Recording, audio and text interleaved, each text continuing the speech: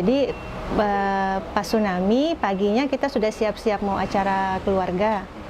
Nah, jadi pas pagi-pagi mau berangkat kita mau sarapan dulu. Pas sedang sarapan, mau sarapan itulah mulai goyang gempa. Habis gempa yang dari Ulele pulang ke sini. Jadi bilang di laut sudah pecah-pecah katanya. Lautnya kering, pasirnya ke pantai pecah-pecah katanya. Terpikir ini apa yang terjadi habis gempa.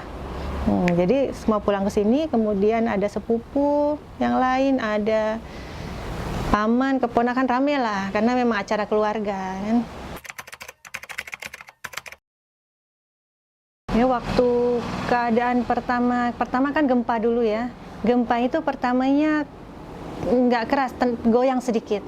Itu saya sedang turun tangga, mau dari kamar mau turun mau sarapan. Kemudian di tengah tangga itu rasa goyang. Saya bilang ini gempa. Kita lari keluar ke arah teras. Begitu sampai di teras, yang lain juga sudah keluar. Mulai gempanya keras sekali. Nah, setelah itu keluarga tetangga-tetangga lain juga keluar rumah dengan keadaan apa adanya karena pagi-pagi ya.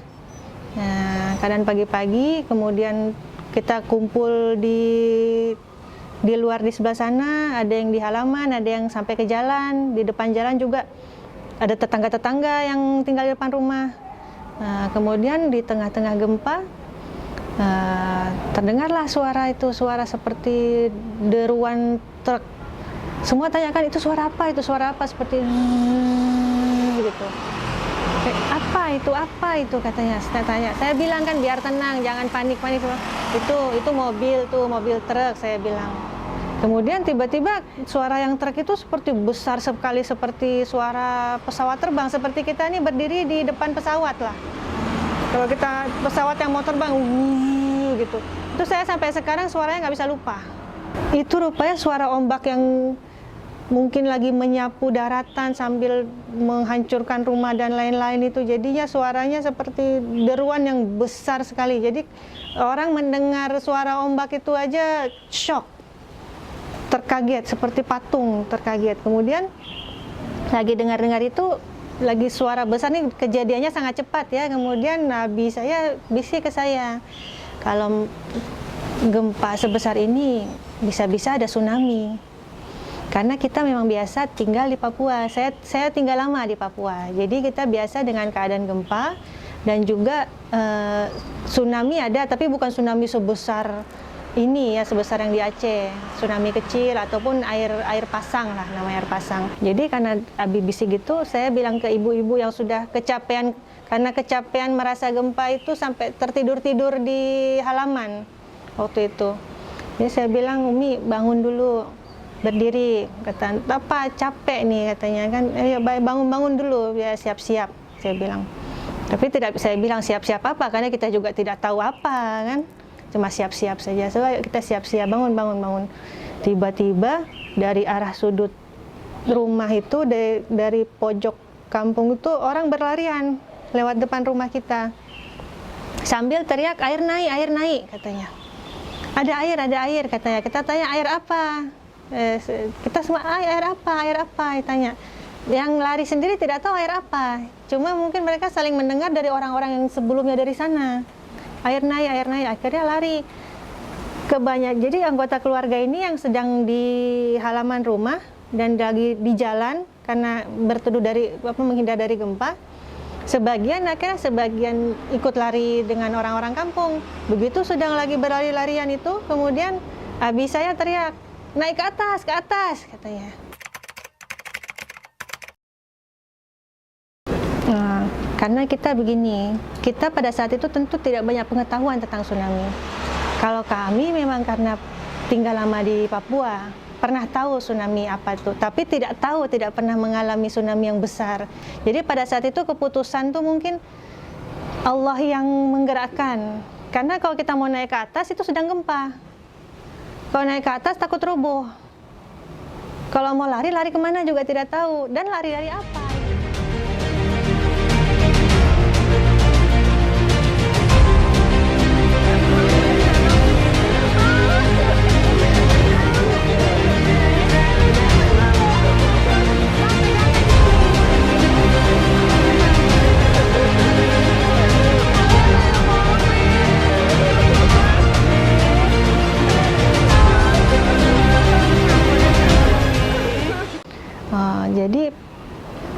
Setelah saya naik, yang di atas itu, yang sudah berada di atas, di teras atau sini atau sebelah sana itu sudah melihat ada datang air. Saya tidak tahu karena masih di bawah. Kita di bawah ini di perumahan, di sini kan padat perumahan. Kita tidak lihat, tidak bisa memandang jauh. Jadi saya bisa lihat air setelah airnya di belakang rumah tetangga. Sekali lagi ini hitungannya 0,0 sekian detik. Jadi saya lari baru setengah tangga, masuk air, saya terjatuh di tengah tangga. Di tengah belokan tangga itu saya terjatuh. Sudah basah, terjatuh ini karena terpeleset airnya. Airnya sebenarnya masih di bawah, tapi sudah ada ombak tuh kan ada lidahnya ya, ada lidahnya. Jadi lebih tinggi daripada air yang sebenarnya. Jadi karena sudah basah terpeleset jatuh di tangga. Pas terjatuh sekalian handycam masih di tangan. Nah, jadi sekalian basah sama handycam semua. Nah, kemudian saya langsung lompat berusaha ke atas. Nah, sampai di atas saya hidupkan lagi kameranya.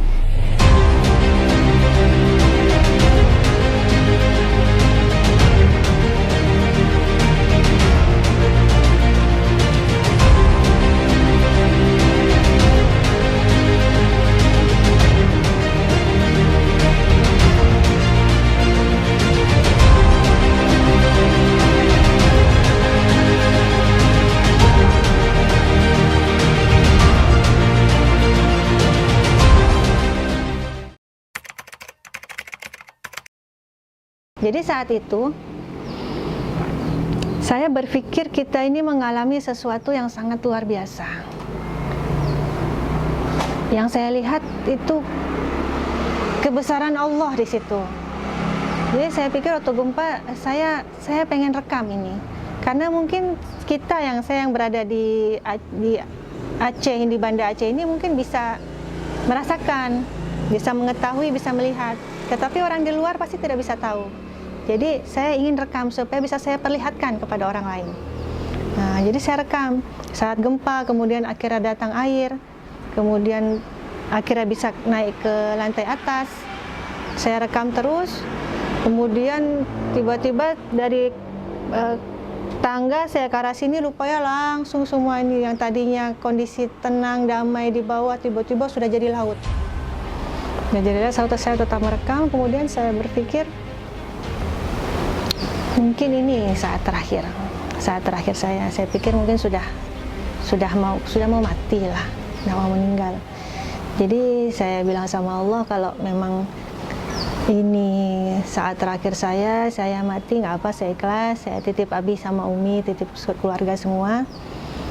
Cuma satu saya minta, ya Allah, tolong izinkan saya merekam ini. Jadi saya berniat, saya bertekad saya akan rekam ini semua sampai mungkin nanti rumah ini akan roboh, karena sambil saya rekam pun rumahnya memang bergoyang-goyang sambil gempa, sambil air, sambil suara besar, sambil segala macam penuh kekacauan itu. Saya tetap berusaha rekam dan saya tekad kalau nanti rumah ini misalnya roboh, kemudian saya terbawa sama air, nanti saya mau tetap akan merekam dalam air, nanti saya rekam terus, ya Allah. Setelah itu kalau saya mati, saya titip rekaman ini padamu, ya Allah. Tolong sampaikan pada dunia, agar dunia tahu betapa maha besarnya Engkau.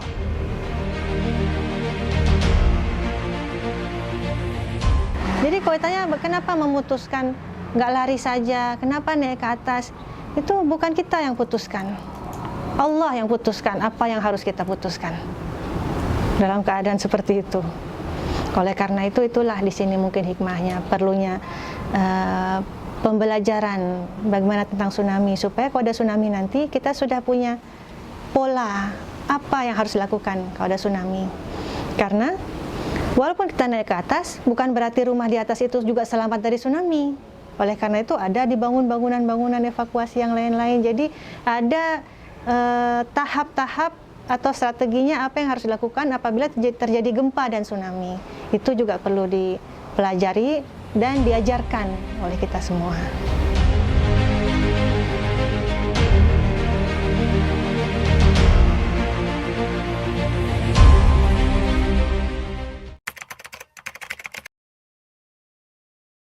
Oh, jadi setelah tsunami, setelah semua reda sudah tenang, itu sekitar jam 12 siang, saya terpikir, Tadinya saya pikir saya ini sudah mati. Tadinya saya bilang saya rekam, setelah itu saya sampai di ayat saya rekam, kemudian misalnya saya mati, saya titipkan pada Engkau ya Allah, tolong sampaikan pada dunia. Ternyata Allah menakdirkan saya masih hidup. Berarti yang tugas menyampaikan saya. Nah, saya bilang nih berarti Allah sudah tugaskan saya, harus saya sampaikan. Nah, kalau kita berpikir pakai nalar, bagaimana dalam tempat daerah penuh kehancuran ada orang bisa naik pesawat terbang ke Jakarta. Nah, jadi saya dalam perjalanan perjuangan itu akhirnya tanggal 28 Desember akhirnya bisa berangkat ke Jakarta. Dari pagi sampai ke Jakarta maghrib, dibuang ke sana kemari pesawatnya. Saya naik pesawat dengan lumpur, dengan baju berdarah, tidak ada alas kaki. Sampai di Jakarta ada yang tanya, "Dek, ini di airport nih ya? Mbak, kenapa? Sepatunya mana? Kenapa? Maksudnya kenapa ini? Apa ada banjir?" Terus saya bilang, "Kami dari Aceh." "Kenapa ada di Aceh?" "Saya Allahu Akbar. Kita sudah berhari di Aceh. Kenapa orang di Jakarta ini tanya, emang ada apa di Aceh?" Akhirnya saya bilang, ya Allah, saya harus segera ke sana. Akhirnya saya mengarah pulang ke rumah. Nah, kebetulan rumah itu memang dekat dengan Metro TV. Sambil pulang ke rumah, sambil ke stasiun TV tersebut, saya singgah, saya turun. Sampai di Satpam dikira gembel. Ini seperti orang mau pergi perang lah mungkin ya. Perjuangan menyampaikan kabar kebesaran Allah ini bukan mudah. Sampai sana dikira gembel, tidak diterima. Bagaimana kita bilang, "Pak, saya dari ini, saya bawa sesuatu. Baju berdarah-darah, robek, berair, nggak pakai sepatu, mau diterima nggak?" "Enggak." "Jalan kaki?"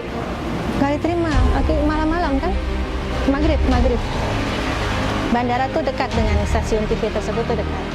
Akhirnya saya tolong, tidak terima orang minta-minta. Nah, udah saya pulang.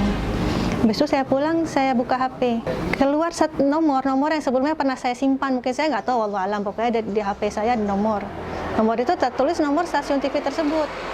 Saya telepon, "Halo." Nah, rupanya nomor itu nomor entah apa, petinggi lah, pejabat di situ. Saya tidak tahu juga, saya bilang saya dari Aceh, saya ada satu video rekaman waktu tsunami, tolonglah supaya bisa disiarkan, saya bilang. Nah, kemudian ya udah datang ke sini. Saya bilang saya nggak sanggup sana lagi, saya capek sekali, saya bilang. Nggak usah tanya bagaimana capeknya. Saya sudah capek sekali. Itu jam 12 malam. Saya bilang, "Pak, tolong Pak, saya nggak sanggup lagi ke sana, tolonglah Bapak ke sini." Habis itu entah kenapa Allah gerakan hati, "Oh ya, saya datang," katanya. Saya juga heran kok mau datang, karena kan nggak tahu nih siapa lah teleponan. Datang, rupanya jam 1 malam datang.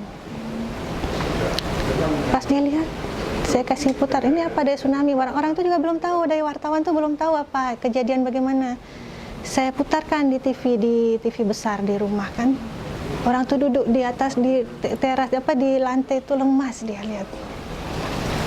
Terdiam dia. Dia lihat saya lihat TV gitu. Dia bilang, "Ini harus segera disiarkan," katanya. "Iya, tolonglah siarkan, bawa terus," saya bilang. Bawa terus. "Enggak," katanya, "mbaknya juga ikut dia wawancara."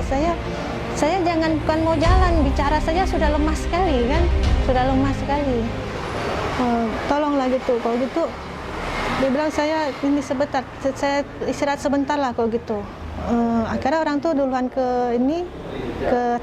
stasiun TV. Saya pun berangkat subuh. Bukan berangkat, saya diantar, dijemput karena memang dapat mobil datang untuk ambil saya ke stasiun tuh. Akhirnya di sana dari pagi, dan itu geger itu di situ, kantor tuh geger. Tidak membayangkan rupanya ini yang terjadi di Aceh. Saya sendiri juga tidak membayangkan dengan segala kehancuran di Aceh, kenapa orang Jakarta masih tanya, "Emang ada apa di Aceh?"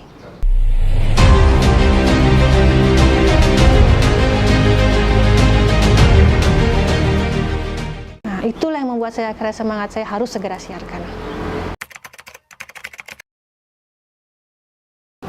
Ya, ini global sih. Apapun intinya kita hidup, kan kita mau sampai pada tujuan. Karena apapun yang kita lakukan, apapun yang kita niatkan, intinya tujuannya kan apa? Oleh karena itu, Aceh harus tahu dulu. Aceh, siapapun manusia harus tahu tujuan ini apa? Tujuan sekolah apa? Tujuan belajar apa? Termasuk tujuan kita hidup di dunia ini apa? Dengan kita tahu tujuan, kita tahu apa yang harus kita lakukan supaya bisa dengan baik menuju tujuan itu. Misal, konteks Aceh. Tujuan Aceh berada di dunia ini diciptakan sama Allah, ada ini untuk apa? Kita Aceh ini dibangun oleh para indatu ratusan tahun sebelumnya yang mempersiapkan Aceh dengan begitu serius untuk kita tinggali. Kita tinggali sekarang dalam damai, dalam rahmat Islam, dalam aman. Bukan karena jasa kita, tapi jasa sebelumnya, para leluhur indatu sebelumnya.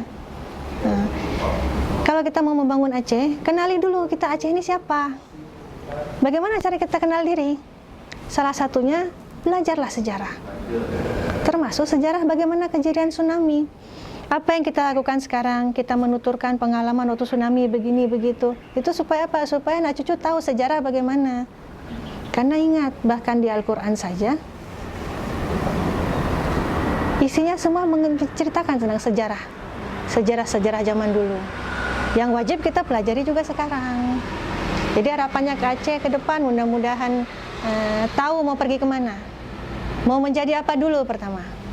Setelah tahu tujuannya apa, baru tahu apa yang harus kita lakukan menuju ke sana. Jadi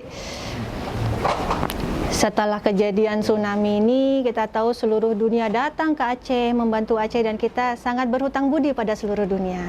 Nah, kita berterima kasih pada segala bantuan yang datang dari seluruh saudara-saudara kita seluruh Indonesia maupun seluruh dunia.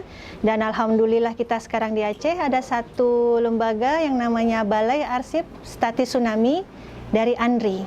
Nah, di balai inilah segala macam dokumentasi dikumpulkan, baik dokumentasi pada saat tsunami maupun rekonstruksi dan pembangunan setelahnya.